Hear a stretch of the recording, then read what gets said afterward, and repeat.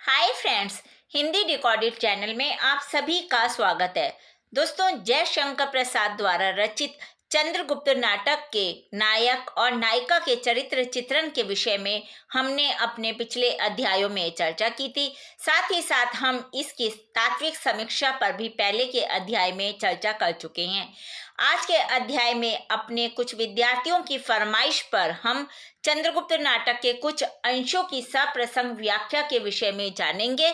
तो चलिए दोस्तों, शुरू करते हैं अपना आज का अध्याय और जानते हैं चंद्रगुप्त नाटक के कुछ चुनिंदा अंशों की व्याख्या।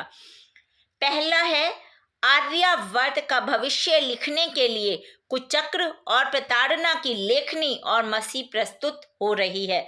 चलिए दोस्तों, सबसे पहले हम इस वाक्य का प्रसंग जानते हैं और जो ये प्रसंग है ये बाकी के अंशों में भी आप इसी प्रकार लिखेंगे।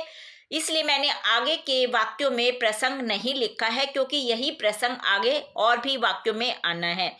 दोस्तों, जो अभी हमने उदाहरण पढ़ा यह युग प्रवर्तक बाबू जयशंकर प्रसाद जी कृत चंद्रगुप्त नाटक से लिया गया है।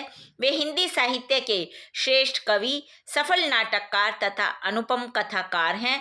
उन्होंने कुल मिलाकर 14 नाटक लिखे हैं और चंद्रगुप्त जो उनका लिखा हुआ नाटक है इसमें उन्होंने नंद वंश के नाश और चंद्रगुप्त के राज्याभिषेक का वर्णन किया है। दोस्तों, जो ये नाटक है वो देशभक्ति और राष्ट्रीयवाद का एक उज्जवल नाटक है। चलिए अब हम इसका संदर्भ जानते हैं। अब जो जहाँ पर ये वाक्य कहा गया है वो है तक्षशिला के गुरुकुल का मठ, और वहाँ पर कुलपति ने चाणक्य को गृहस्थ जीवन में प्रवेश करने की आज्ञा दी थी। लेकिन जो चाणक्य है वो विद्यार्थियों को अर्थशास्त्र यानी कि इकोनॉमिक्स पढ़ाकर गुरु दक्षिणा चुकाना चाहते थे, इसलिए वे गुरुकुल में ही ठहरे हुए थे। अब हम जो हमने अभी वाक्य पढ़ा उसकी व्याख्या जानते हैं। दोस्तों, एक दिन क्या होता है, चाणक्य और सिंहरण के बीच बातचीत हो रही थी और सिंहरण जो है वो मालवगण मुखिया का कुमार है और जो तक्षशिला में शिक्षा का अध्ययन करने के लिए उस मठ में ठहरा हुआ है। और चाणक्य के साथ वो चाणक्य के यहाँ वह अर्थशास्त्र सीख रहा था। उसके अनुसार जो सिंहरण है उसके अनुसार मालवियों के लिए अर्थशास्त्र की अपेक्षा अस्त्र विद्या की आवश्यकता अधिक थी और इसी वजह से जो इसकी सोच थी, इसी सोच की वजह से वो अभी तक अर्थशास्त्र में पिछड़ा हुआ था। और अब वो अपने गुरु चाणक्य से क्षमा मांगता है और उस समय क्षमा मांगते हुए वह यह वाक्य चाणक्य से कहता है। दोस्तों, विशेष या टिप्पणी क्या है इसमें, यहाँ सिंहरण चाणक्य को यवनों के आगमन और उनके षड्यंत्र की सूचना देता है। सिंहरण चाणक्य को आर्यावर्त में होने वाले भयानक विस्फोट से सचेत रहने का भी संकेत देता है। दूसरा वाक्य पढ़ते हैं। विनम्रता के साथ निर्भीक होना मालवों का वंशानुगत चरित्र है और मुझे तो तक्षशिला की शिक्षा का भी गर्व है। दोस्तों, प्रसंग जैसा कि मैंने आपको बताया था वो हमने जो पिछले वाक्य में पढ़ा वही आप यहाँ पर भी दोहराएंगे। संदर्भ जान लेते हैं। एक दिन चाणक्य तक्षशिला के गुरु मठ में अपने शिष्य सिंहरण से बातें कर रहा था और सिंहरण चाणक्य को आर्यावर्त में होने वाले भयानक विस्फोट की सूचना दे रहा था। और इतने में क्या होता है, जो तक्षशिला का राजकुमार आम्बिक है, इस नाटक की नायिका का भाई है, वो वहां आ जाता है और सिंहरण से उसका परिचय पूछता है। सिंहरण के ये कहते ही कि वह इस गुरुकुल का छात्र है, आम्बिक उस पर दुर्विनीत होने का आरोप लगाता है और उस समय जो सिंहरण है उससे यह वाक्य कहता है कि यहाँ सिंहरण आम्बिक के आरोप का खंडन करते हुए कहता है कि वो दुर्विनीत नहीं है, क्योंकि तक्षशिला के मठ में रहकर उसने जो शिक्षा पाई है उससे उसने उसे और भी विनम्र बनाया है और उसे यहाँ का छात्र होने पर घमंड है, गर्व है। इसमें विशेष क्या है, सिंहरण आम्बिक के आरोप का खंडन करते हुए स्वयं को दुर्विनीत की जगह विनम्र बताता है। चलिए दोस्तों, जो तीसरा वाक्य है वो पढ़ते हैं। ब्राह्मण ना किसी के राज्य में रहता है, ना किसी के अन्न से पलता है, स्वराज्य में विचरता है और अमृत होकर जीता है। प्रसंग वही और संदर्भ है, एक दिन तक्षशिला के गुरुकुल में चाणक्य और सिंहरण जो है वो देश की जो उस समय की परिस्थितियां थी उस पर चर्चा कर रहे थे। और उसी समय आम्बिक वहां पहुंचता है और फिर चाणक्य से पूछता है कि बोलो ब्राह्मण, मेरे राज्य में रहकर मेरे अंश से पलकर मेरे ही विरुद्ध कुछ चक्रों का सृजन कर रहे हो। और जब वो ऐसा कहता है तब चाणक्य ये वाक्य कहता है। कैसे कहता है उसको व्याख्या में जानते हैं दोस्तों। चाणक्य आम्बिक को समझाते हुए कहता है, ब्राह्मण किसी के राज्य में नहीं रहता, वह किसी के अन्न से भी नहीं पलता, वह तो अपने राज्य में रहता है और अमृत होकर जीता है, स्वतंत्र होकर जीता है। वह सामर्थ्य रखते हुए भी माया और राज्यों को ठुकरा देता, उसे कोई लालच नहीं होता राज शासन वगैरह का, और प्रकृति के कल्याण के लिए वो सिर्फ अपने ज्ञान को दान में देता रहता है। विशेष क्या चाणक्य ब्राह्मणों के प्रतिनिधि के रूप में यहाँ बोलता है और ब्राह्मण धर्म के विषय में बताता है। चौथा वाक्य है, गुरुकुल में केवल आचार्य की आज्ञा शिरोधार्य होती है, अन्य आज्ञाएं नहीं, अवज्ञा के कान से सुनी जाती है राजकुमार।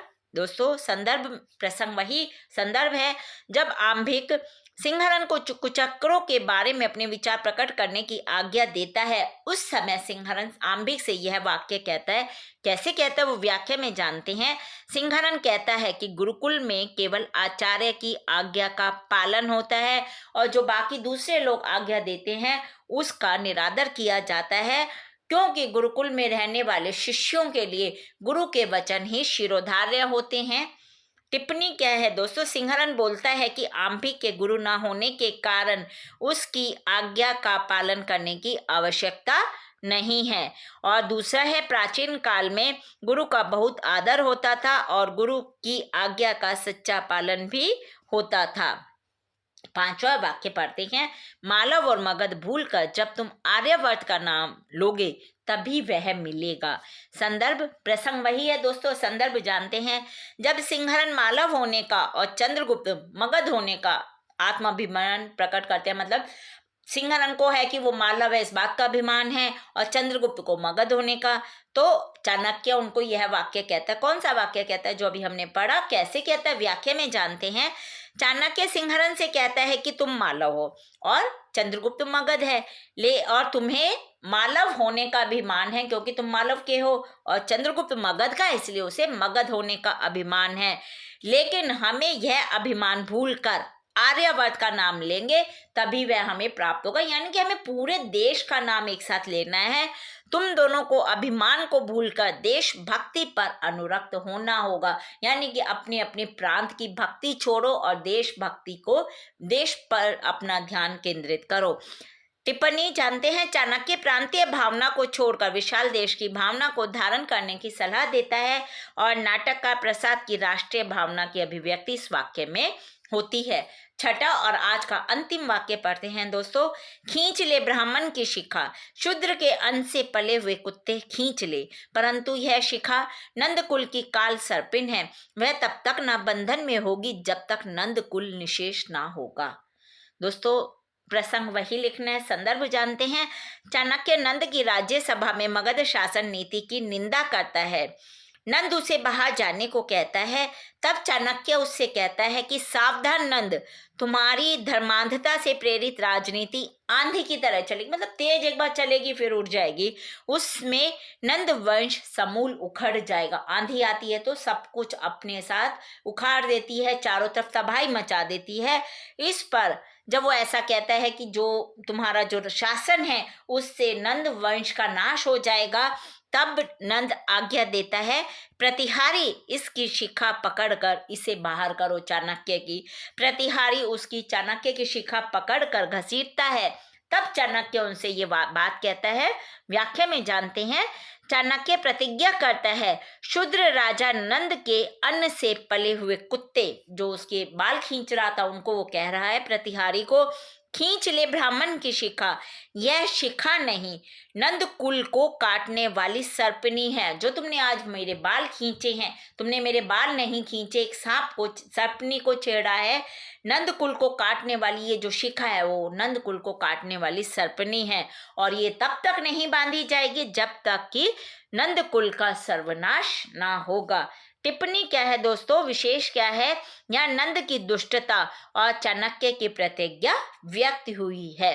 तो दोस्तों ये हमने आज के अध्याय में हमने चंद्रगुप्त नाटक के कुछ अंशों की सप्रसंग व्याख्या पर चर्चा की।